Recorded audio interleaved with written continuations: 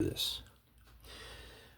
Okay, going to be a redeposition here with Miroslav Belici concerning not just the poisoning of him and his family with glyphosate and Roundup being the name brand of the Monsanto herbicide that Monsanto knew was dangerous after 1985. They've been producing it since the late 70s. And by the way, my name is congressional candidate Stephen A. Summers for the 43rd Congressional District of California, also soon to be senatorial candidate Steve Summers for 2028 for the entire state of California, co-founder of the Independent Purple Hispanic Movement, voter movement, and political party of California, and also litigator in training and trial consultant since the year of 2002. Also soon to be law firm owner in the state of California.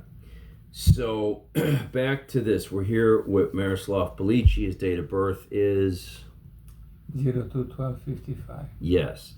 And we're going to talk about 1724 Robin Lane property in Glenview, Illinois, roughly August of 1998. You said you purchased that property. And at that time, it was a different house on that premise. It was the first house built in a subdivision. Yeah, it was in built 1957. And this property is located under 100 yards from Glenbrook South High School, which at the time, the groundskeeping team and the maintenance team were using an exorbitant amount of glyphosate on weed control and beautification for the property. So starting out, I want to know if a notice has been given to every family of every high school student that attended there since 1990 when this began to be used on the premises. I also want to trace out how many deaths and disabilities have happened to the members of that high school, particularly because they wouldn't even know to be looking for this. Okay, they wouldn't necessarily have known this was the culprit. Now, continuing forward, Mr. Belici and his family were in the effective range of the soccer field. In other words, all of this poison that was regularly dumped on their soccer field right next to the house there easily contaminated that neighborhood. Also, Mr. Belici had a history of both at work and other uses of this product to get rid of particularly the dandelion problem at the 1724 Robin Lane location. Also, at that time, 1724 Robin Lane served as Mr. Belici's business location and registered contracting business. So this is no longer a residential exposure. This is now a industrial and employment related exposure. Now, another problem we have with Motley Rice's proposal here is they forgot to offer his wife, Elena Belici, is owed also a residential claim amount of $40,000, and their son Bogdan Belici was living there at the time, attending school right down the block from there since age 6 or 7 or so, 8 years old or so, and he is owed also what is called a residential minimum exposure. And then we need to talk about all of the pedestrian exposures. And under the settlement tiers, from what I understand, that's $20,000 per exposure per person. Now, again, I'm planning to represent all of the Hispanic and undocumented farm workers of California and their families for generations who were murdered by this substance unknowingly. Their children, their wives, their different relatives would also work in the field. This substance is proven to be an extremely contaminating and spreading element, meaning, for instance, if they were to wash their clothing, their work clothes were said to be washed in a washer, there's going to be a residue of this spreading onto other people's clothes or the children's clothing or the baby's clothing. Okay? We need to go and obtain a 6-month federal injunction immediately to protect the millions of people whose rights have not yet been established in this chemical genocide that's been perpetrated upon America and the world. Now, let's say chemical genocide together. That's our word today at Steve Summers, litigator in training, and Steve Summers, congressman in training. Chemical genocide. Let's say that again, and we'll say that in a few languages if we have to. Now, what we're seeking here is for Mr. Belici to be moved to the $250,000 tier because he was put through a loss of over $3 million and over a year and a half in and out of a hospital with the exact disease this thing causes, and was given a 2% chance of living. Now, continuing forward, his wife was gravely emotionally devastated. His son was utterly emotionally devastated and is affected to this very day. Yeah. That's Bogdan Belici. And we need to look at the fact, for some reason, the class action litigation providers, and there's multiple ones in this cause, mass tort. This is a mass tort. Okay. And right now, Motley Rice represents Mike in this matter. Motley Rice is representing Mike. By the way, I'm doing this without any kind of a script. And no, I don't have my AI lawyer system present here. But I've been spending a lot of time with our AI law platform, AI Lawyer, which is about to be put on the United States market and offered to the general public in the pre-IPO of Green Team's private equity. That's Al, our AI lawyer, who knows everything and speaks all languages and runs analytics faster than 10 human beings put together. Now, back to this. We're very concerned that these law groups, these administrators of this mass tort, are not pursuing poor people, black people, inner city black people, Spanish heritage people, undocumented people, all of the pedestrian potential exposures. Like, for instance, every student at Glenbrook High School had potential exposure to this during the years. We don't know how many other American high schools. We don't know how many grandparents or moms and dads died because they washed their kids' clothing that might have been exposed to this. We have to find that out. We need time to do that. Now, continuing forward in this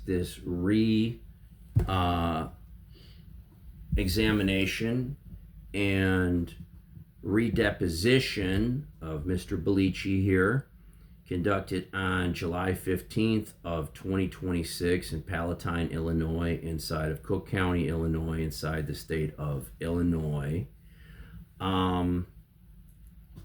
We need to look at the following. There's been multiple tiers assigned with this, the smallest being a pedestrian claim, which is $20,000.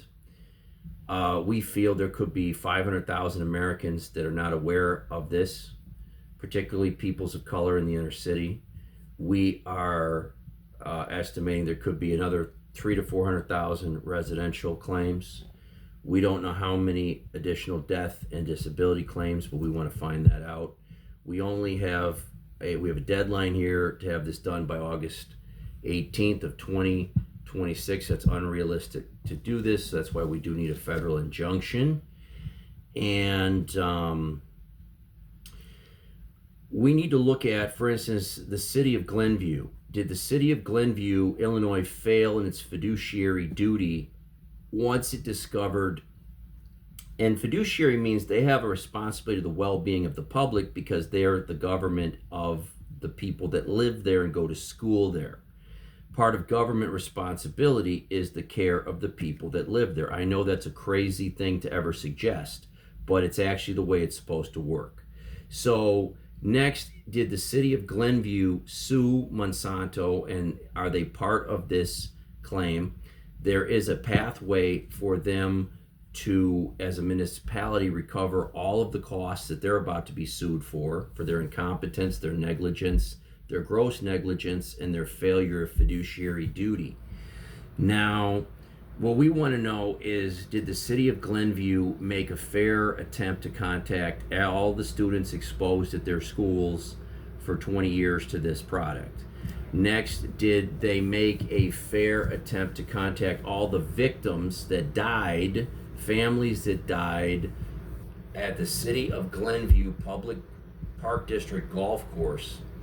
Now, Mike, what was the address of the home that you moved into in 2004 on that golf course? Or do you remember it was on Central Avenue? Yeah, 2608 West Central Avenue, Okay, and you Glenview, mentioned Illinois. that one of the neighbors died within 3 months. of Yeah, this. after few years, probably in 2010, we have a American family, very nice family. She was a flight attendant, and Bill was a kind of a salesman. So we walk the dog every morning, my wife mostly, and Bill comes and says, hi, Elena, hi, Mike. I have a bad news and a very bad news. And we said, what's the word?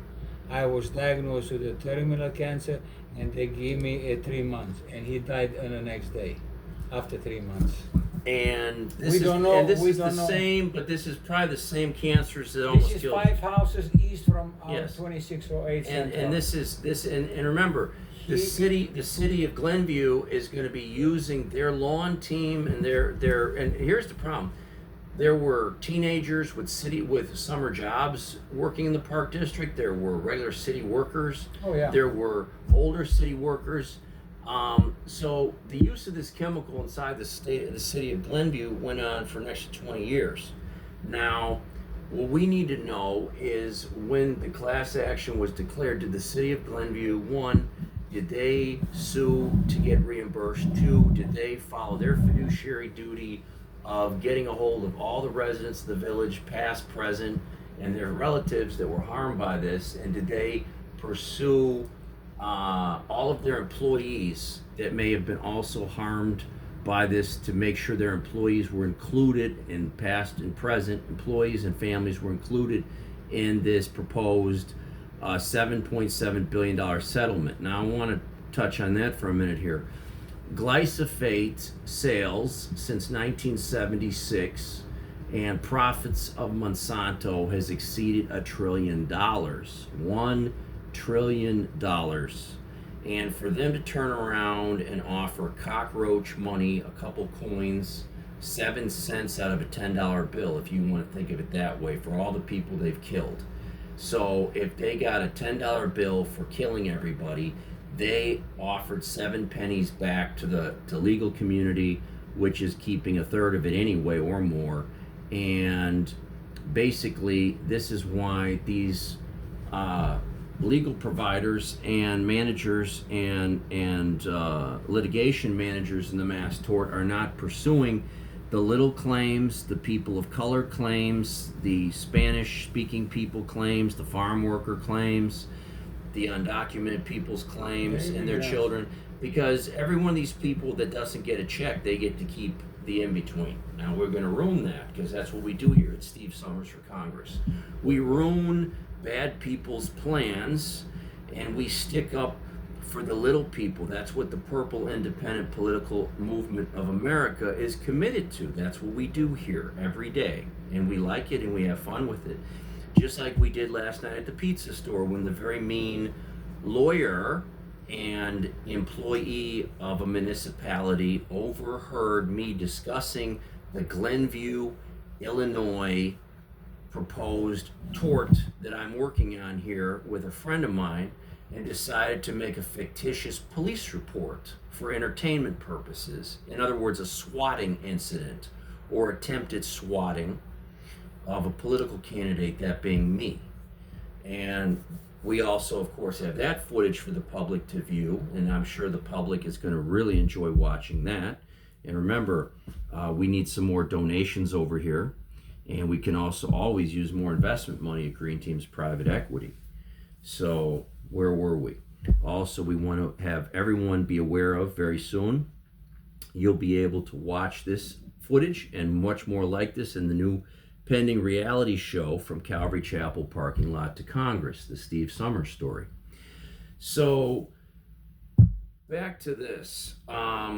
Did you ever have, from the time you were diagnosed with deadly cancer in the spring of 2005, and then you were in Evanston Hospital, Dr. Greenblatt. Yeah. Dr. Greenblatt was your treating physician. David Greenblatt, the Dr. hematologist. David Greenblatt. And Dr. David said to your wife and family that you had about a 2% chance of living. That's what They give me maybe 6 months. Yes. And I was 50 years old at that time. And this is the spring of 2005. And at that time, your construction business and your custom home building business is registered out of your prospectively owned homes in Glenview, Illinois. In other words, 608 Central. yes. So this is your place of business. And at that time, you were owning property, you were purchasing property, you were building custom homes, you were having very productive financial gains because of the housing market of 2003, 2004, 2005, 2006, and 2007. And you, had you not been poisoned by this, probably would have earned an extra $2 million before the end of 2007 in your building projects. Is that correct? Yeah. And you also lost over $3 million from the time you got sick and were incapacitated and were actually in a coma at periods of time, and you were actually sick for years where you could not pay for your properties, finish your construction projects. You became the subject of creditors suing you, creditors pursuing you. Your poor wife, Elena, ended up for a period of time paying how much a month in mortgage payments? 14,000 old bills. $14,000 a month. 2 years and 3 months. $14,000 a month. Yeah. Yes, because that's a lot of money. Because you were sick from this. Yeah. And during the time this continued all the way into 2010, and the time that this continued until the announcement of the glyphosate class action in the 20-teens decade, which is the previous decade, and then the filing of this mass tort, the proceeding of this mass tort, the negotiations of this mass tort. And for the general public, mass tort means a mass injury, terrible event, class action lawsuit that takes into account the actions of a bad entity or actor, in this case being Monsanto and Bayer chemical corporations. And by the way, Bayer is also the people that thought up and designed and built heroin for all of us. That's another one of their brilliant products they built and designed and subjected society to starting in the year 1898.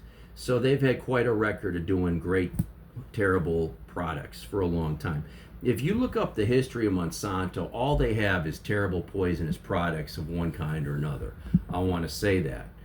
And I'm going to certainly litigate and legislate in that direction as soon as I'm elected to Congress. Everyone can expect that will be a regular event over at my congressship, at least. So back to this. We have, at any time, you or the other known victims of this, once this was established as the culprit that harmed all these people, how many times did the city of Glenview come to see you or Elena? Never. And this covers from 2005 till yesterday.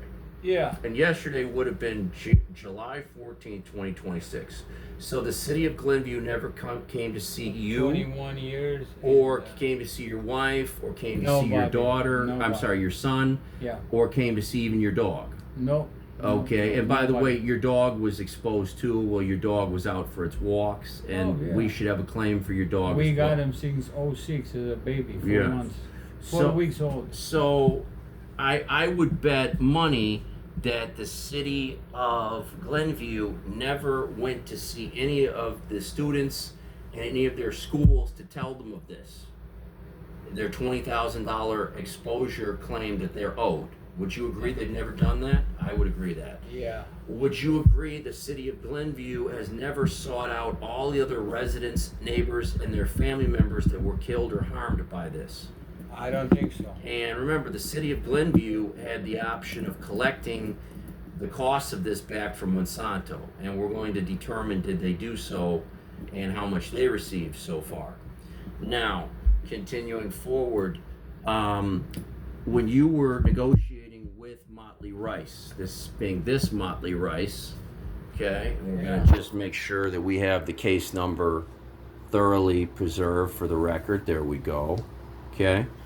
Did they ever mention to you or offer to you that since this was your place of business and you had no choice of practicing business any other place, and since you were so grievously harmed, that you belonged in a higher tier? Did they ever offer you that? No. Okay. Did they ever speak with Elena Belici, your spouse, your wife of 50 years, Not, about the fact that she, since they're calling this a residential claim, She was my wife. and by the way, she would not have to get cancer to qualify under this settlement structure for the $40,000 quote residential payment. Did they ever offer that to her? No, they did not even talk Okay. about it. Did They they- never ask about Did her or my son. they offer Bogdan Belici the $40,000 residential payment as the fact that he lived in this exposure field since he was possibly only 8 years old? No, not yet. Okay. And did the city of Glenview or the school district of Glenview, and we may decide to we may decide to sue the school districts as well. Okay, I think that would be a great idea. The school districts, did they ever come to contact your son over this potentially deadly exposure from the No. years 1998 and on? No. Okay. All right. And, And I'm sure they didn't come ever to look for my 3,000 plus Spanish speaking, potentially undocumented farm worker friends in California and their families. And Arizona as well, that I'm going to look into because I lived there for a long time also. Particularly what went on and uses of this there as well too. Places like the Arizona Biltmore Golf Course, where I had a residence and a regular presence in Phoenix, Arizona from 2002 through 2008 as an executive with SST Group and SST Investment Holdings in partnership with John L. Marty, Andrew Lansley, Ron Drayback, and Wayne Peters. We're going to look into that extensively. We're also going to seek the employees and the staff of these places to make sure they were properly compensated for their residential and pedestrian exposures. Let's say pedestrian exposures because our wonderful AI lawyer outlined that to me about 48 hours ago after our first initial thorough conversation with Miss Cheney, who's a litigator on behalf of Motley Rice, who works with Mrs. Lilly, who is the litigator assigned to my client's case. Now, also, Mike, as we call you, but Morislav Belici, you have appointed me, Stephen A. Summers, as your legal consultant, outside legal consultant, and trial consultant. I am not a licensed practicing attorney. I am not at this time providing you legal advice, but I am providing you analysis. You also are an owner and investor in AFAR Analytics Group, which is a California-based AI-driven analytics firm that not only deals with political consulting, but deals with all forms of analytics. And our prized possession is the AI lawyer, whom also has a name. And at this time, since he's not on the market yet, we're just calling him Al, because the AI lawyer is self-functioning, fully aware, and runs his own analytics, or her, whatever voice you want to use. For instance, a female litigant or a female attorney can switch to the female voice, and Al becomes Alice. So we want to make sure we're including everyone in the use of the technology. We don't want people to feel that they're necessarily having to use the one gender or the other gender. the AI platform can speak in any language and has about 5 different voice tones or regional dialects that it can also adapt. Okay, is that good? Do you think we got it all? I think we got it all. Thank you. I think we got them all, and I can't wait to get them. Next was diagnosed with testicle cancer The dog. for 20 years old. Okay.